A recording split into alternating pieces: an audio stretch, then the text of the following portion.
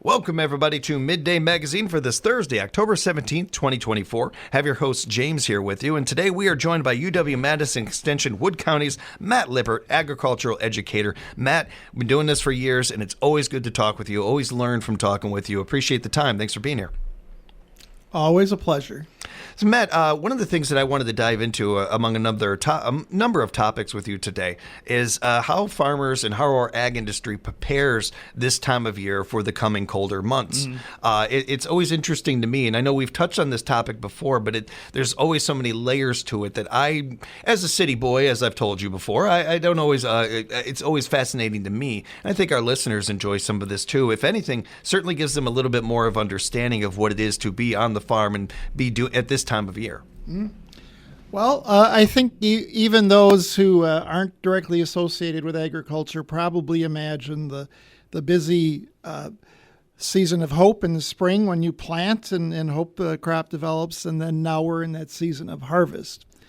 So I work a lot with dairy farmers, and certainly they have more of a not that crop farmers aren't busy every day, but there's more daily responsibility with cattle. And when you're saying about getting ready for the winter, it's been pretty mild. I don't think there's been a huge amount of battening down the hatches yet at this point, but we've been busy on most of our livestock farms. Corn silage is the main forage that they do, and it's a once-a-year harvest. It's not like our hay and haylage that we try to sometime maybe around Memorial Day we start, and then we do 4 cuttings, 5 cuttings, whatever, sometimes just 1 or 2. Corn silage is a big deal, a lot of resources, and we're pretty much through that now, but it's very delayed. If you remember the spring, we just rained every day, and the crops didn't get planted, and so we have a great loss in the amount of corn, I say silage, right? So the main use of corn, even here in Wisconsin with all of our cattle, is corn that gets run through a combine and is corn for grain. But we do grow, I did a comparison once. It's about the area of Marathon County in the state. So 900,000 acres to 1 million acres a year that gets chopped. Made for corn silage. So it's a big deal. Yeah. It's a big area. And that crop was much later than normal. Still some of it happening. You got to wait for the plant to get mature enough to dry down enough so that it's not too wet. And producers can do some things like grow shorter maturity corn to compensate for late planting. But the frost, we now had a couple relevant frost. Just 2 days ago was a pretty hard frost. So that starts to dry down the plant as well. But we're still in the process of harvesting corn silage, most of the way through that. We're pretty well through soybeans, and the corn that is going to be grown for grain is we're still waiting for that to dry down some more. Now, the fall has been very helpful. I mean, we years ago, and we talk about climate change, the September 20th was the date where half the years would freeze significantly before and half the days after. So now it depends on which list you look at, how many years they go back. But so we just had our really hard frost this last week. So that's about 3 weeks later than what used to be considered normal. And not only is it later, but we had a really nice warm fall. And so the crop did develop, fortunately, more because it needed every day. Huh. So what about when it comes to cover crops and some of that, Matt? Is that some of what's happening right now or going to be happening? Yeah. So we're on the northern edge of, we have a lot fewer choices of cover crops to get planted this time of year that'll survive the winter than if you go even 200 miles south, get to like the Illinois border or wherever they have more choices. But this late harvest on everything also pushes us later for establishing cover crops. But like on our farm, the grain drill's been going pretty steady. They're putting in winter cereals. So at this point, they're switching over to rye. They were doing a plant called triticale or triticale, which is a hybrid between winter wheat and rye. And earlier there was some winter wheat going in, but rye is very hardy. And we plant those others because we think they'll make more abundant, actually we'll harvest them, right, in the spring. Where this date, you might be harvesting the rye next year if you need it, but it really is more about just the protecting soil, recycling nutrients, and keeping life in the soil. So it's more a strictly cover crop purpose than some of the other ones. And we can grow rye, we can plant rye all through December, through November into December. People plant rye. When it comes to the equipment this time of year, is this the time of year to kind of be able to clean up things that you don't get a chance to in the busier times of year, or just going over maybe upgrading equipment? So I was doing that little jab against crop farmers that, they don't have to work every day like the dairy farmers do. So certainly a lot of those people have shops and they have significant investment in equipment, and they do a lot of the maintenance on that themselves. And so that's what keeps them busy in the off season. So yeah, they're winterizing, they're putting things back in sheds because you don't want to take the whole winter off and next spring when it's time to go, your equipment's not working. And when we had like the pandemic and we had supply chain issues, you want to know what parts you need to replace because they might not show up. So yeah, there's a lot of people working on getting everything in order and shed. And it's a marvel sometimes if you go in some of these farm sheds how densely the equipment is packed in there. And it's a very unfortunate thing if the door is in the front here and what you want is there's 5 other implements between it. So there's a lot of thinking. You should use a computer optimizing program to figure out how to stow all those things away. It's just an interesting conversation to me. I always appreciate this. Now, you mentioned the weather a little bit there, Matt, and certainly every year it feels like we're always going to be talking about the weather and how it affects our crops. How has this season's weather affected what's coming? Yeah, so I was already kind of complaining. I've been talking with farmers and in agriculture for over 40 years now, and it seems like not every year, but it seems like every other year, it's like this thing that's never happened before. Right? Yeah, right. And it's like, well, that can't hardly be true. But this year was a year for the records. I think now we were significantly dry in the second half of August up until today, which on our heavier soils to the north and west of here has been really a blessing. I mean, now people would take a little moisture, but we were just so wet and so consistently wet, and that resulted in, I talked to you about it, first crop should have gotten made around the 1st of June, if not before, and some of it got made after the 4th of July. So just couldn't physically carry equipment out in those muddy fields. And so that crop just gets old and mature and woody and less nutrient dense for the animals. And then you need to cut the crop for it to grow again to get optimum yields. And you get a big, poor quality crop, but you've basically given up one entire cutting. So that was a big problem. And then we had, I think we talked a little bit about farmers and crop insurance, and they have a part of their insurance is called prevented planting. That if they didn't get their crop planted by a certain date when is considered kind of the last day for soybeans or corn, that they get an indemnity, they get a payment for prevented planting. And so definitely this, with all the livestock we have in this part of the state, normally we should be producing most all of our own grain. And this year there will be grain coming in, because you were scanning the news and what to talk to me about. But the crop here in the U.S. in total is expected to be near record, both for soybeans and corn. We know there's a little more yield in a trend line every year, but this in the Corn Belt, so 200-300 miles south of us from Ohio to Nebraska, has put in a pretty good year, and probably going to be a record soybean and corn for bushels per acre.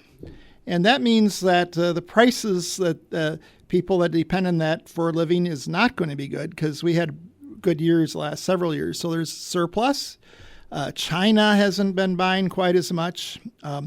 So there's talk of an ag recession in the media that I read. And it's like, well, the livestock people aren't experiencing it, but the people that, because there's basically two classes of farmers, those that are growing crops and those that are feeding livestock. And the prices that farmers are getting for corn and soybeans and wheat are pretty poor. And so we're looking at hard times in the cash grain areas. We have heard some recent stories, including some here at Civic, about the cranberries and the increase of them. Thank goodness we've had Thanksgiving right around the corner because we've got a really big influx of cranberries right now, it seems like. Well, cranberries are harvested in the fall, right? So it's a great picture. The blue skies, autumn colors, blue water, and then bright red fruit. So if you go historically, we start harvesting fairly early in September, and I'd say we're past peak now. But there will be some fruit on some of the larger operations that have many, many acres to cover. They'll still be harvesting for a while. So, and it is there is seasonal demand there too, right? So, like if you walk into your grocery store in May, and you go and look for bananas, you're going to find them. But if you go look for fresh cranberries, you won't find those. They're a seasonal item that is only offered September. I'd say by the 1st of January, you're looking at the very last of that product. So you can buy those and take them home and freeze them yourself. But to buy fresh fruit, that's a seasonal thing. And so peak time is Thanksgiving Day. Growers have done a great job of extending demand throughout the year. So it's not just in cranberry relish or cranberry jello mold. It's in the craisins, the sweetened dried cranberries, generic term, in the juices, in baked things, in savory things. We find them everywhere, but this is a season where most consumption happens. One of the ways that you can help your cranberry growers out there with this, because another thing that has happened for the grower out there is an increase in competition from the articles that I've been reading, and some of that is coming from Canada. One of the ways, whether it was some of the other things that Matt has been touching on, or just in general, and especially with all these products, buy Wisconsin-made products, support your local farmers and your local ag industry any chance you get, everybody, especially, again, Thanksgiving right around the corner. You can't have Thanksgiving without cranberries. I'm pretty sure that's in the Bill of Rights. I'll double check that. But support local and support our Wisconsin ag industry, and always be looking for that Made in Wisconsin label. We're speaking with UW Extension's Matt Lippert, our ag agent. And Matt, another thing that I wanted to touch on, another big story that had come up recently, there was an abrupt closure of the Prairie Poultry's processing plant. That was a tough one. That has Wisconsin chicken farmers scrambling on this one, and this story is noteworthy in part because of some of the recalls and some of these things that happen to farmers from time to time, and some of the concerns that come up with that one. Now, this I don't know if this is necessarily your wheelhouse or anything, but I am curious about when this kind of thing happens in general to a farm, and what that can be like for that particular farm or just the industry. So I'm going to go back to dairy a little bit. Wisconsin has laws. If you sell your milk to a cheesemaker, a co-op, or a independent, there are laws in Wisconsin that there's a fund, and also everybody that buys milk from farmers has to report to the state their financial solvents. And I ship to the largest cooperative in Wisconsin, and they have to send me a letter once a year that say what would happen should we fail. And actually, their message is pretty scary, because it's like, we are the largest.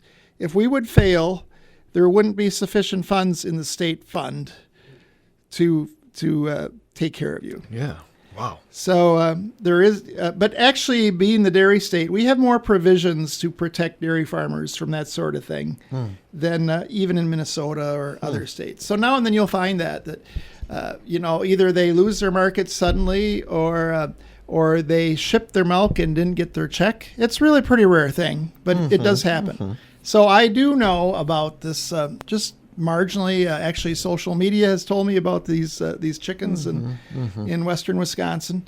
So this involves a bankruptcy. A farmer has a barns with chickens in, and that relationship in the whole poultry industry is some have argued that the power is not entirely equal between the producer and some of these places, this one not, but some of them are very large. Some of the largest names, you can look them up in agriculture, and they process the poultry, and they often also provide the birds to the farmer, and they provide the feed. So the farmer has the investment in the barn, which is significant, and they have to take care of those animals every day. And if there's a problem,